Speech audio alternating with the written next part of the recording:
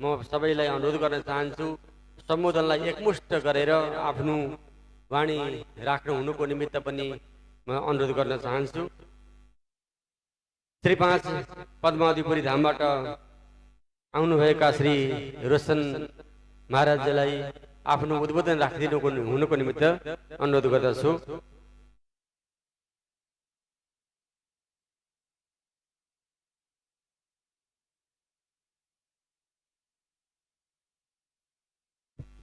बोलो श्री प्राणनाथ प्यारे की श्री कृष्ण कन्हैया लाल की। कदमों लागे करूं सेजदा पकड़ के दो पांव हुक्म करत है मासूक बीच आशिक के दिल आए बीच आशिक के दिल आए। सुंदरसा जी विजयाभिनंदन बुद्ध निष्कलंक अनंत श्री विभूषित महामती श्री प्राणनाथ जी जब इस संसार में प्रकट हुए तो महामती प्राणनाथ जी का प्रकटन जो है ना वह किस लिए हुआ? महामती प्राणनाथ जी का संसार में प्राकट्य किस लिए हुआ? सर्वप्रथम तो देखा जाए तो यह जो दुनिया के जीव थे यह बार बार संसार में आवागमन के चक्कर में पड़े रहते थे। इनका कभी मोक्ष नहीं होता था, कभी यह मुक्ति का नाम नहीं सुने थे। तो इन सभी को मुक्त करने के लिए और सबको अखंड करने के लिए पहला कारण है। और दूसरा कारण यदि देखा जाए तो शास्त्रों में कहा गया है कि जब विजयाभिनंदन का प्राकट्य होगा उस टाइम पे पूरे भारतवर्ष में मुगलों का आतंक छाया रहेगा। तो इसके संदर्भ में एक भविष्योत्तर पुराण में श्लोक कहा गया है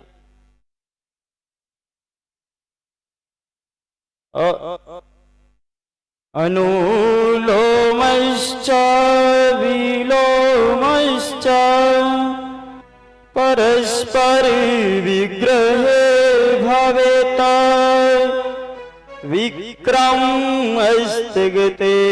अद्वैश्च सप्तदशाष्टकयदा बुद्धश्च अवतरिष्यति कल्किर्भवदुःखः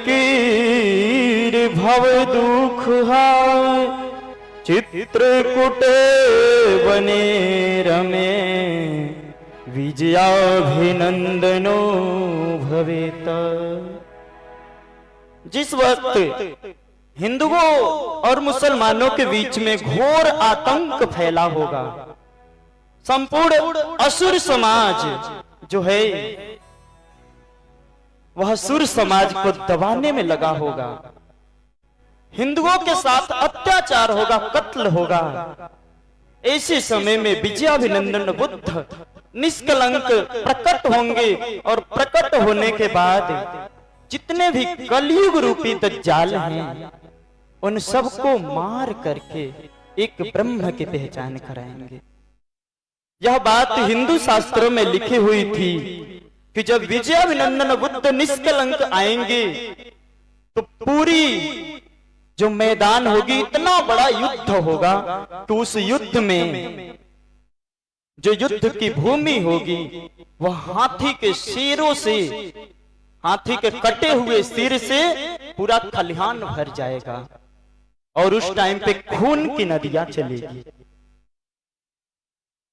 तो देखा जाए तो हमारे अंदर जो रहता है अहंकार, यह अहंकार ही वह हाथी का सर है जो कभी किसी के सामने झुकना नहीं चाहता।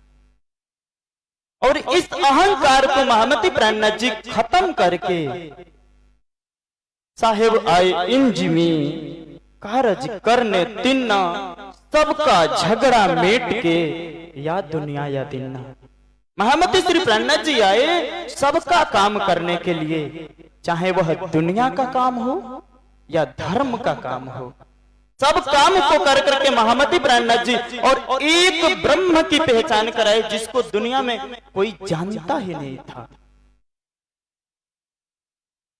और उनकी पहचान करा करके सबको उस धर्म में लाए जिसको आज हम सभी श्री कृष्ण प्रणामी निजानंद कहते हैं। और देखा जाए तो महामती प्राणनाथ जी संसार में जब तक प्रकट नहीं हुए तब तक तारतम भी नहीं आया। इसके संदर्भ में एक चौपाई कहा गया है, साक्षात स्वरूप श्री इंद्रावती तारतम को अवतार वासना होशी सुवलगसी इन वचन के प्रकार। यह जो तारतम है सुंदर साथ जी, तारतम ग्रहण करने की सामर्थ्यता सिर्फ उनके पास ही है जो उस घर के परम धाम की रहने वाली सखी है। अन्यथा उस परम धाम के सखी के अतिरिक्त कोई भी ऐसा नहीं है जो इस तारतम को ग्रहण कर सके। और देखा जाए तो यह जो जागने का ब्रह्मांड है, जागनी लीला है, इस जागनी के लीला में ब्रज की, रास की, नौतनपुरी की और परम धाम की सबकी सुख है। तो महामती जी कहते हैं, जाग देखो सुख जागनी ए सुख सुहागन जोग, तीन लीला चौथी घर की, चारों को याम में भोग। यह जागने लीला सबसे विशेष है सुंदर साथ जी सज्जनों। इस जागने के लीला में ही हम ब्रज का भी आनंद ले सकते हैं, रास का भी आनंद ले सकते हैं, परम धाम का भी आनंद ले सकते हैं, और श्री 5 नौतनपुरी, श्री 5 महामंगलपुरी धाम का भी आनंद श्री 5 पद्मावतीपुरी धाम में बरहमेश बरसता रहता है। यदि आपको अभी नौतनपुरी धाम का और ब्रज का सुख लेना है तो आप चलिए श्री 5 पद्मावतीपुरी धाम में होली में, वहां आनंद देखिए, ब्रज का आनंद बरसेगा।